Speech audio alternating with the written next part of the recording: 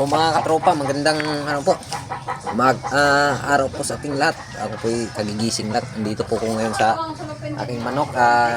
Hawakan ko po yung manok ko. Ano ba? Aroy, nagila man. Mga katropa.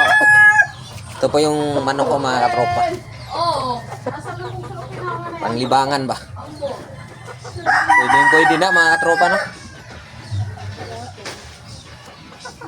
Pwede na to sa sunod taon. Tama pag bakasyon ko ulit rito. May libangan na tayong pangsabong. Libangan la ba mga katropa? Kasi namimiss ko po yung bihag. Kailangan tayo makakain ng bihag ha. Ha? Kailangan pagbalik ko rito makabuno ka na ha. Makadalik ka na ng bihag. Parang makatikim tayo ng bihag mo ha. Mga katropa, malaki na. Ang laki oh, bigat. Ano ba? Ito yung manok ko mga katropa. Manok ko. Pwede na.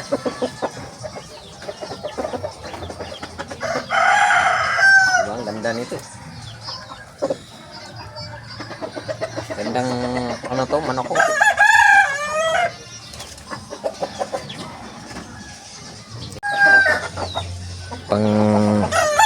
Pangsabong ko ngayong taon kasi sunod taon kasi babalik po ako ng Maynila.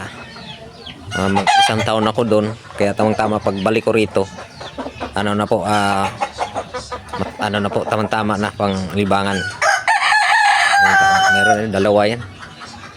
Ayun namang isa kay kay Jar. Yung isang tulan na yun. Ito yung nabili kong manok. Kaya tama yan. Pag balik ko rito, sunod. May manok tayo pang libangan lang po sa probinsya to. Sakto po to pag balik ko rito. Ano ba? Kondisyon na oh. Ganda ng manok pag kondisyon. Tama yan pag balik ko rito. Ito po ang aking manok. Nabili ko po ng 800. Pwede na ba yun mga katropa? 800. Pwede na siguro to. 800. Medyo malaki naman. Medyo maganda naman klase. Dami pong manok rito. Ganda talaga rito pag ganito. Itong makikita mo.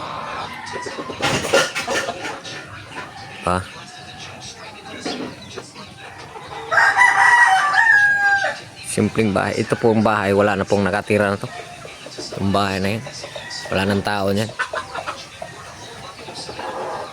Wala na nakatira. Sayang po yung bahay. Napabayaan lang. Wala na pong tao eh. Wala na pong nakatira. Binibinta po nila ng bahay na to. Binibinta po nila ng 85,000. Medyo may kamahalan.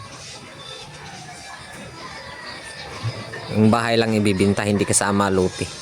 Hindi naman pag mayari ang lote. Yung bahay lang. Problema, mahal.